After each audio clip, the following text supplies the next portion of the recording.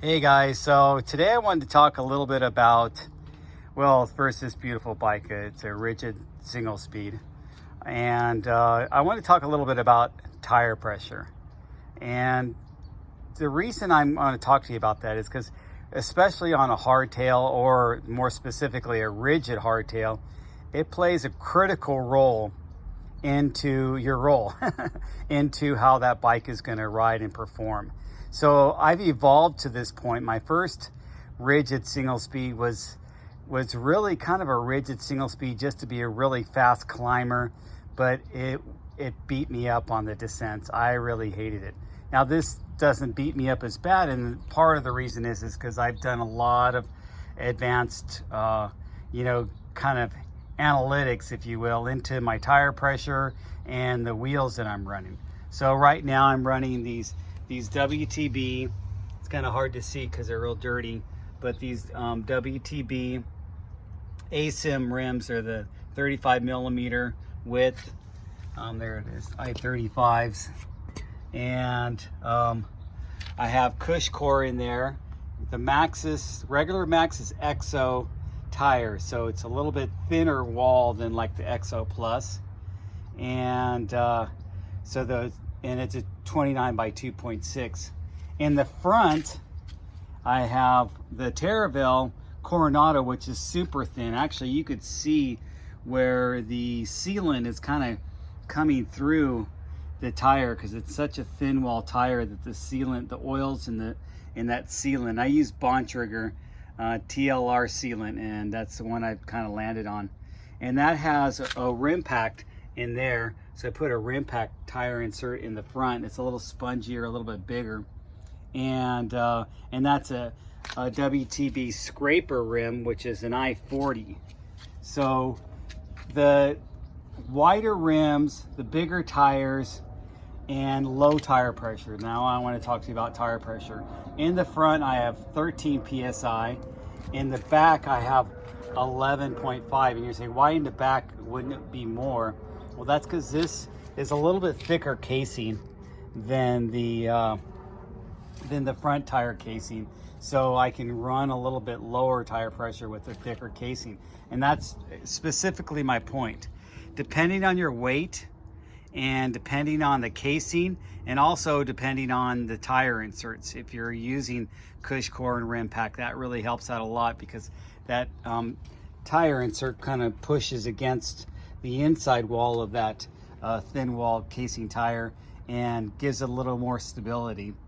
And I mean, what's nice about the super thin wall casing is they give you that supple feel even with the higher pressures.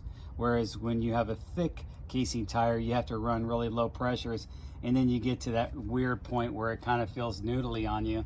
And just because you can't, it's a harder tire, it's gonna feel harder. Just like if you have a car, I have a car that had run flats on it. I hated the feel of that car, and it was just a super thick tire that made it feel like shit.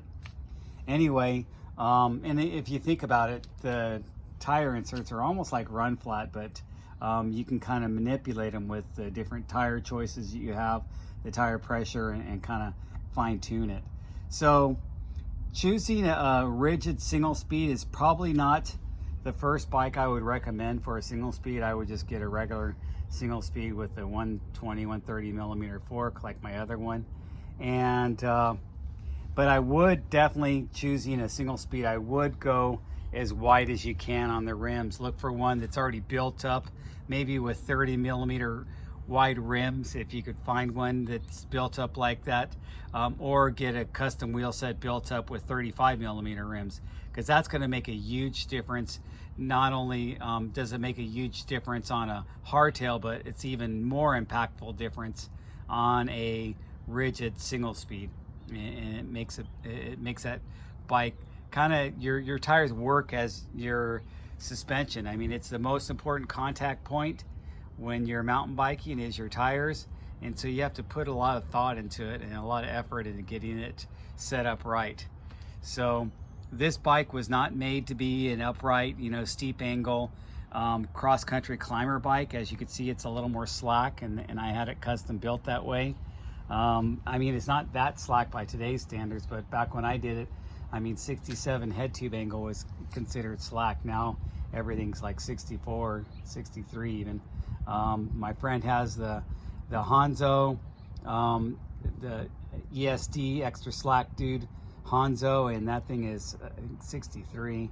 My newer single speed, the Jaffe, is a 65 because it's 66, but then you got to account for a 30% sag, so it's probably about a 65 head tube angle. So that's kind of where I landed with my bikes, is 65 head tube angle seems to be the sweet spot. But with a rigid bike, you don't necessarily have to go quite as slack, because of the fact that you're not going to be compressing and going steeper on your head tube angle at any point. You pretty much, you're static. So you can go a little bit more upright, makes it a little bit easier to climb and whip around. You know, the slacker your head tube angle is, a little bit tougher it is to get around tight switchbacks too. So that's something to consider. Anyway, I don't want to go into geometry, but focusing on tire pressure, play around with your tire pressure, kind of go by your weight, the trails you're riding, and then if you have tire inserts and wide rims, all that goes into the equation. So get out there and ride. I'm going to sit here and have my hazy pale ale and have some nice evening and relax. Talk to you guys later.